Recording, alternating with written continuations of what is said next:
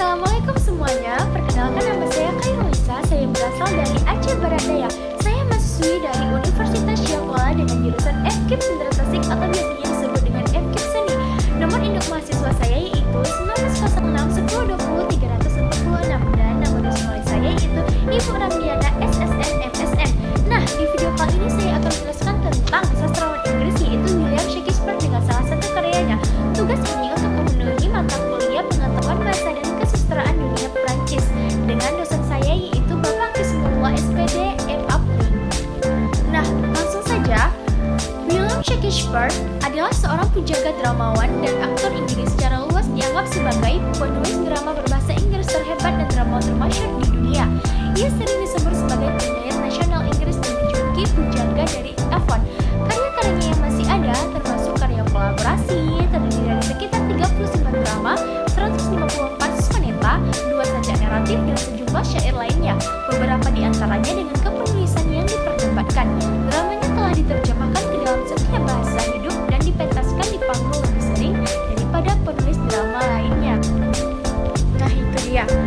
Shakespeare pada usia 18 tahun, ia menikah dengan Anne Hathaway dan memiliki 3 anak, Susanna dan si kembar Hamlet dan Judith. Antara tahun 1585 dan 1592, ia memulai karir dan sukses sebagai aktor, penulis, dan pemilik perusahaan drama bernama Lord Cumberland Man yang kelak berganti nama menjadi Kingsman pada usia 49 tahun. Kira-kira tahun 1613, ia pensiun dan pindah ke Stratford tempat ia meninggal dunia 3 tahun kemudian.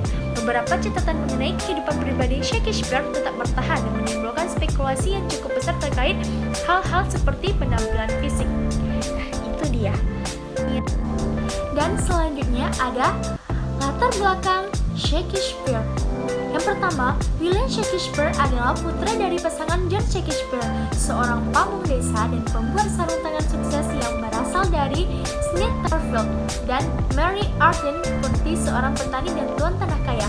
Tanggal kelahirannya sebenarnya tidak diketahui, tetapi secara tradisional disepakati tanggal 23 April bertepatan dengan Hari Santo George. Tanggal ini yang awalnya muncul akibat kesalahan riset para pakar pada abad ke-18 setelah menarik minat para penulis biografi karena Shakespeare meninggal dunia pada tanggal yang sama tahun 1616. Wow, dia ternyata anak dari ketiga dari 8 bersaudara ya teman-teman. Nah teman-teman, sekarang kita lanjutkan lagi ya. Meskipun tidak ada catatan persekolahan yang ditemukan pada periode tersebut, kebanyakan penulis biografi sepakat bahwa Shakespeare kemungkinan bersekolah di King's School di Stratford, sebuah sekolah gratis yang didirikan pada tahun 1553, berjarak sekitar 1/4 mil atau 400 meter dari rumahnya. Wow, kualitas sekolah umum bervariasi pada era Elizabeth, tetapi kurikulum sekolah pada umumnya sama.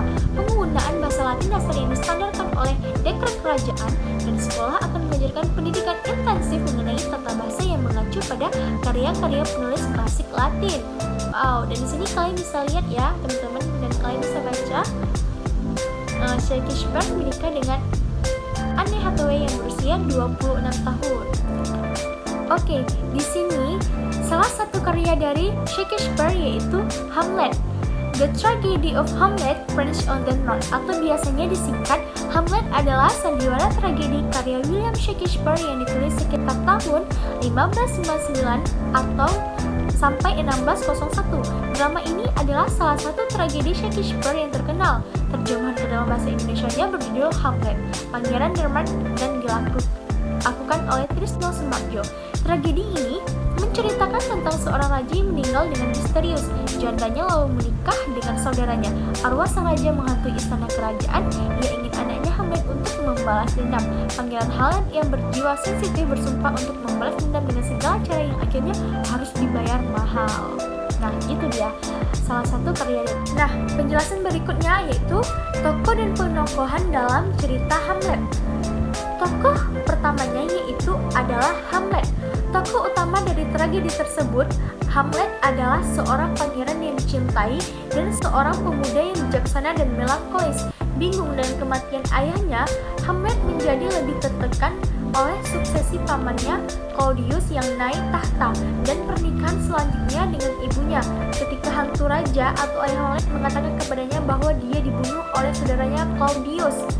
Tokoh yang kedua yaitu ada Claudius. Claudius merupakan Peran antagonis adalah Raja Denmark dan Paman Hamlet. Menurut hantu ayah Hamlet, Claudius adalah pembunuhnya. Ketika kami pertama kali diperkenalkan dengan Claudius, dia menegur Hamlet karena masih sangat murung tentang kematian ayahnya. Dan ketiga ada Gertrude. Gertrude adalah Ratu Denmark dan ibu Hamlet. Dia awalnya menikah dengan ayah Hamlet, raja yang sudah meninggal, tapi sekarang telah menikah dengan raja baru, yaitu Claudius, mantan saudara iparnya. Gertrude agak lemah dan tidak bisa menandingi akal dalam sebuah argumen. Dan selanjutnya ada Horatio. Horatio adalah sahabat dan orang kepercayaan Hamlet. Dia berhati-hati, terpelajar, dan orang baik yang dikenal karena memberikan nasihat. Nah, di tokoh selanjutnya ada Polonius. Polonius adalah penasihat utama raja yang juga dikenal sebagai Tuan Bendahara. Sombong dan sombong. Polonius juga merupakan ayah dari Ophelia dan Laertes yang sombong. Saat Laertes berangkat ke Prancis untuk melakukan studinya, Polonius memberi nasihat paradoks. Dan tokoh selanjutnya ada Ophelia. Ophelia adalah putri Polonius dan kekasih Hamlet. Dia patuh, setuju untuk tidak melihat Hamlet lagi atas saran ayahnya dan memata-matai Hamlet ketika ditanyai oleh Claudius. Dia percaya bahwa Hamlet mencintainya. Bagi Hamlet, di mana Hamlet kontemplatif dan dibukukan oleh emosi, Laertes reaktif dan cepat bertindak. Ketika dia mendengar kematian ayahnya, Laertes siap untuk memberontak melawan Claudius. Dan selanjutnya ada Fortinbras. Fortinbras adalah pangeran dari negara tetangga Norwegia. Oke, selanjutnya ada tokoh hantu. Hantu tersebut mengaku sebagai ayah Hamlet yang telah meninggal, mantan Raja Denmark. Dia muncul sebagai hantu di adegan pertama drama, memberitahu Hamlet dan lainnya bahwa dia dibunuh oleh saudaranya Claudius. Dan tokoh selanjutnya ada Rosencrantz dan Guildenstern, yaitu dua kenalan Hamlet yang diminta untuk memata-matai pangeran muda itu untuk mencari tahu penyebab kegilaannya. Nah teman-teman, di tokoh selanjutnya yaitu ada Sailor.